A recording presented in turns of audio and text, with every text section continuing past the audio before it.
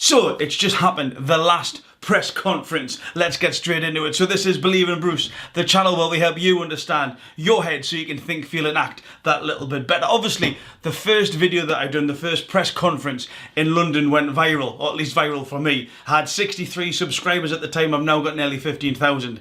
Yeah, I had 365,000 views the last time I looked at it. You can see the link below. So it's just been on there. What did I think of it? Well, was there much to take away? First of all, I didn't realise it was going to be a no audience. It was just like a private one. You know, why did they do that? It actually takes away some of the excitement, some of the enthusiasm. However, what I did enjoy was that there was so much giveaways there, especially to the trained eye. And a lot of the videos that I've been doing about psychology, neuroscience, body language, that you can also find on my channel about KSI and Logan Paul. There's some stuff that was actually thought, oh, that'd be interesting, I shall pick up on that, to try and give away who won the mental game. So we'll get straight into it. The first thing that I noticed here was that Logan Paul was very different to the London press conference. In the London press conference, he was very animated.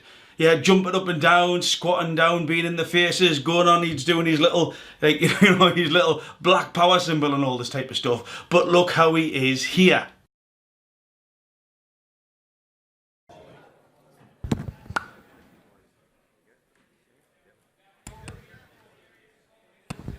And now. So again, totally different now. Again, this could be because it's to what I call a terminal condition. He knew he was fighting, but now he knows that he's fighting. It could be in the zone, he could be scared, we don't know. But what we do know is his behaviour here is very different to what it was in London.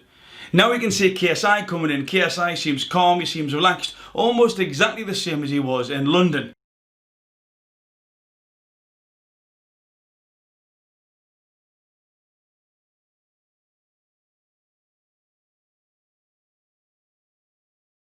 KSI here scratches on. That's an irritant. That's a, you know, he's trying to pacify himself. Something either he thinks he's bigger than Logan Paul or he doesn't want to be competing against another huge YouTuber. But there was no reason to scratch his arm there. Fight on Saturday night.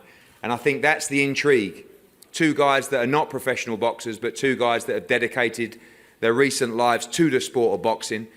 Here again, we talk about a tipping point 3 seconds before, 3 seconds after. If some information's given, what does that person do 3 seconds before, 3 seconds after? Because that non-verbal communication, yeah, that from the limbic system, not the neocortex, that when we're talking, we're thinking about stuff. But what does our body, what does our body do automatically? You'll see KSI gives himself a scratch. There's something behind that scratch there. Now you see Logan Paul turning, and you might think actually, oh, Logan Paul's just turned around there. He's trying to assert dominance. But if you watch it just before he does it, you'll see Logan Paul do this. He's rubbing his nose, the Pinocchio syndrome. He's uncomfortable with something. He's trying to tell himself, okay, what I'm going to do now is not really what I want to do. Yeah, that's why there was no reason for him to scratch his nose. But look at the video again, you'll see just before he turns around, he scratches his nose. He's thinking something there. They're not in synchrony. His body language and his thoughts, yeah, he's actually going against what his thoughts are telling him to do here. A fantastic night on Saturday, so thank you. I'll start by saying that I'm continually amazed by the engagement and the audiences that these guys drive. And then you see KSI sort of turn around here. So all he's trying to do there, he's trying to mirror, look, it's an ego thing. Yeah, again, there might be the bit of what's called from the psychological perspective, the imposter syndrome.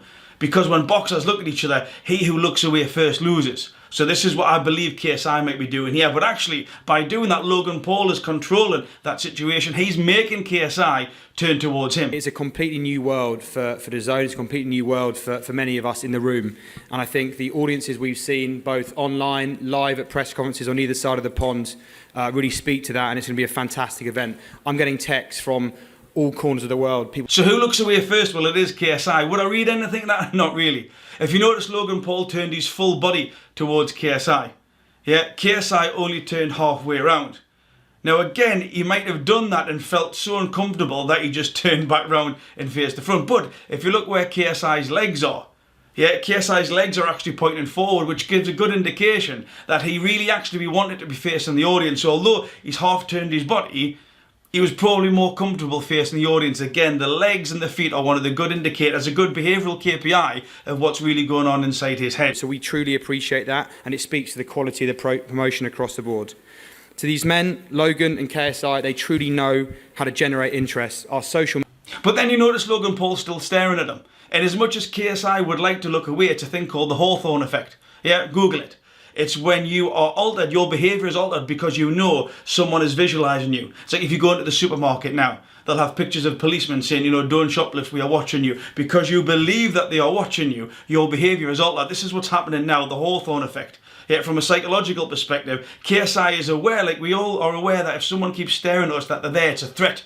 Yeah, so that will be on his radar. What I'm also picking up on is, though Logan Paul is trying to assert dominance, he's fiddling a lot. He's taking his calf up, he's doing this with his glasses, he's pulling his t-shirt, he's definitely uncomfortable in that situation. Although he's trying to give off these signals, there's something around him, there's something, that limbic response, that autonomous body language. He keeps fiddling, he's not comfortable there, it's like stressful. To take the cap off, to pull his shirt, to move his stuff around. That is definitely a stress release, so he is feeling the pressure as well. Again, it's not a lie, it's not your opinion, it's my opinion. You cannot lie with biology. The limbic system is giving off these autonomous things that he's doing that he might not even be aware of, but he's trying to pacify himself because he's nervous. Side, the head of boxing at Sky Sports, Adam Smith. I think this one again, you'll see Logan Paul start scratching himself, rubbing his hands together. Yeah, that's a sign of irritation. Something that's been said is not landing well with Logan Paul at this particular point. Thank you, Adam. I was going to ask the guys questions from their stalls, but I want them actually to come up and say a few words. Firstly, the trainers of the... Sorry. So you'll see this point where Shannon Briggs says about Logan Paul being the biggest YouTube star, that KSI smooths his arm. Yeah, he's pacifying himself. He didn't like... Friends, and here I am now training one of the biggest internet stars in the world. And thanks to KSI, he has the opportunity now to embrace on a boxing career that... This bit is great, just blew up.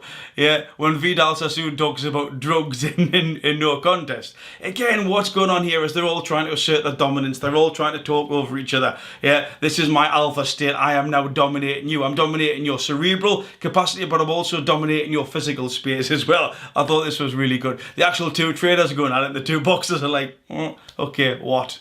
And Logan, I wish you luck because you will need it. And I'm going to do my part as a trainer to make sure he does as much damage to you as possible. And Shannon, once you've finished this event, you can go back to taking your drugs and having no contest. Done. So Logan Paul takes to the lectern. And again, what a difference. What a huge difference between London and this one. It is massive. It is there for anybody to see if you watch the London press conference. But it's like night and day. Is there any questions anyone wants to ask me? Perhaps lead me off into something. At this point here, KSI tries to take control. Yeah, he's feeling a little bit threatened, which is why he tries to come back verbally with let's talk about boxing. He's trying to control that space. Yeah, he's trying to physically control that space by starting to lean in, but mentally he's trying to pose that questions to push Logan Paul away and say, hey, this is my domain. Focus has been distracted by releasing music, just like you went on tour, and I'm hitting you in the face repeatedly. Hey guys, why don't we try asking Logan a boxing question? So then Logan Paul comes back with a question about maths. Yeah, he obviously can't answer the Muhammad Ali question, so he comes back with a question about maths. And again, all this is just backwards and forwards. My chest is bigger than yours. No, my chest is bigger than yours. We're just trying to assert dominance. Yeah, the ego, this could be really key. The ego has landed. Let's try that. Let's see how much he knows about boxing. Real quick, okay, Muhammad Ali is your guy, right? As in, like, what, like, do I know him? No. As in, like, you look up to him. You look up to him. Are you going to quiz me on boxing? Well, okay, let's go. So this is boxing trivia. Oh, no, let's go. And is this why you're going to beat me in the fight? So, do you know...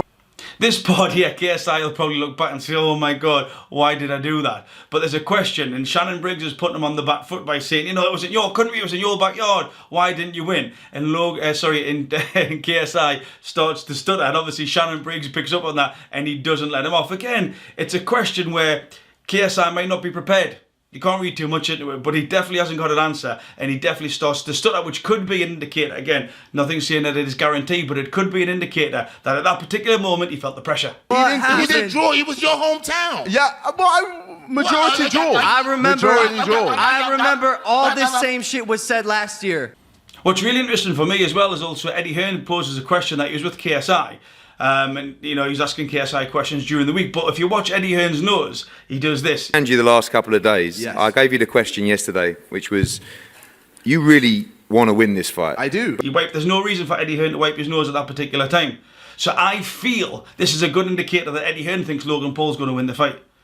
Because the question that comes next is, you think you're going to win it. Before he said it, again, 3 seconds before, 3 seconds after, Eddie Hearn wipes his nose. I don't think that Eddie Hearn thinks JJ is going to win the fight. I think Eddie Hearn, from this particular question, just that one action there speaks volumes. He thinks Logan Paul's going to win. And you the last couple of days. Yes. I gave you the question yesterday, which was, you really want to win this fight? I do. I think this, again, with the mathematical questions, Logan Paul's trying to catch JJ out here. When he says, oh, what pace are you fighting at?